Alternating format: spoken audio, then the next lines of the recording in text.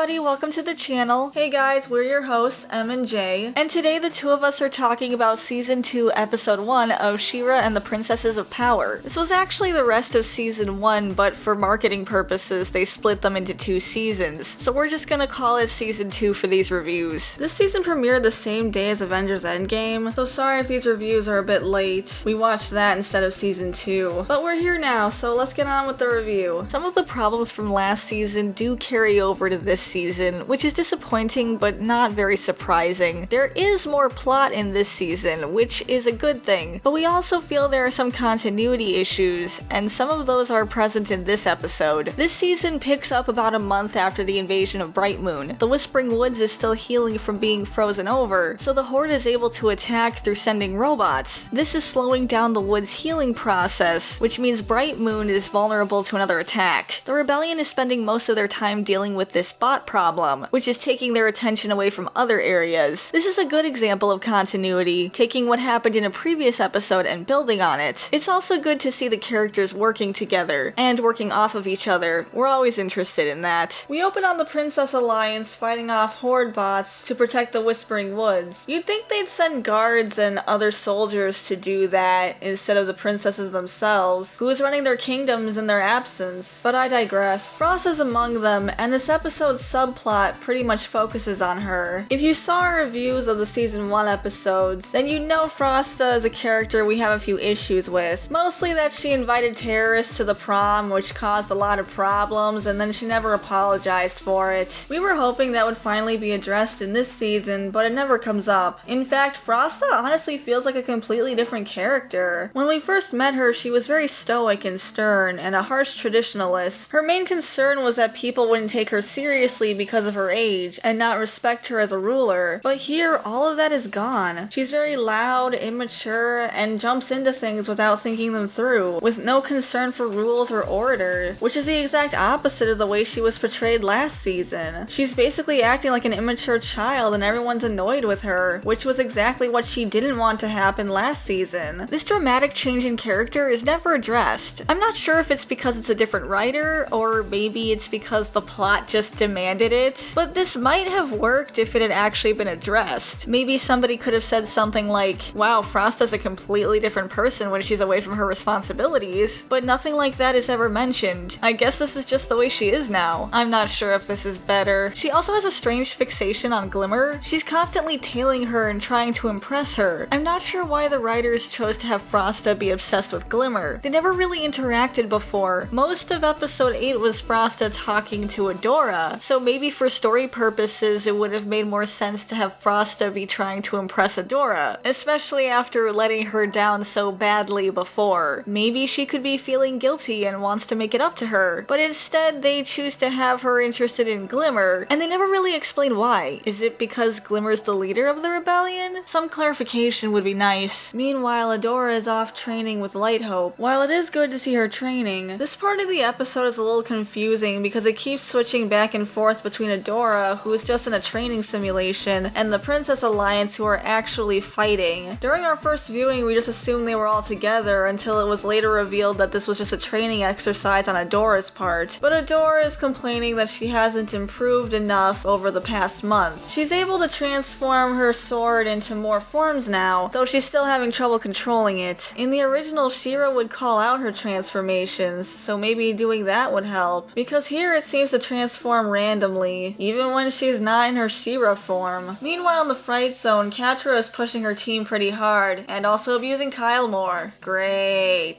Catra says that She-Ra is too strong to take on with brute force, but she's slow and easily manipulated, so it looks like she picked up a thing or two from Shadow Weaver. She leaves them to train, confident in her role as second in command. She goes to meet Entrapta and Scorpia to get an update about the situation with the woods. Apparently, all of Entrapta's stuff has arrived from her castle, which does not bode well for the people of Drill. That's all the information we get about Drill for now, but the situation in the woods isn't going so well for the Horde. The three of them sit on a couch and watch as the rebellion easily destroys their bots. Catra isn't worried though, because this is mostly a distraction for the rebellion, so that way the Horde can conquer more land while they're busy protecting the woods. But Entrapta wants to upgrade the bots with First One's tech. Adora regroups with Bo and Glimmer and shows off her new transformation transformation abilities, which isn't very helpful if she still can't control it, which Bo and Glimmer point out with varying degrees of supportiveness. Frosta pops up out of nowhere and tries to impress Glimmer again, saying how useful she was in the fight and she could make ice daggers, and that Adora should turn the sword into a dagger, even though it's already a sword. Maybe she should try turning it into a gun. I don't think she's ever done that before, but Frosta's just trying to show off her own abilities, really. It turns out they're all heading to the War Council, but Frosta keeps getting under Glimmer's skin, and the audience's skin. At the War Council, Glimmer's actually really happy to see her aunt cast a spell, which was kind of surprising because it seemed like back in episode 7, Glimmer found her aunt just really annoying and embarrassing, but it was nice to see her happy to see her aunt. Unfortunately, she's only here to bicker with Queen Angela. Queen Angela is mad at Castaspella because she wasn't at the battle for Bright Moon, but honestly, no one was at the battle for Bright Moon, even Bright Moon's Royal Guard, which is weird because they were in the war room, so I don't know where they were or what they were doing. The only people we saw at the battle were the princesses and Bo and Seahawk, so I don't know if it's fair to harp on Casta like that. This is the only thing she gets to do this whole season. We don't see her again after this. She just feels like such a wasted character. There was a lot of potential for her character in this series, and it's just never utilized. It would also be nice to know why she and Angela have drama, but it's just never explained. I would assume it has something to do with King Micah, but that's just an assumption. Queen Angela asks Swiftwind about his reports from the west, and he explains that Natasa and Spinnerella were able to recapture Thamor from the Horde. We talked a lot about Natasa and Spinnerella last season and how they were basically excluded from the plot, and that's the case again. This is the first and only time we see them this season, and ultimately everything they did was off screen, which is the best screen.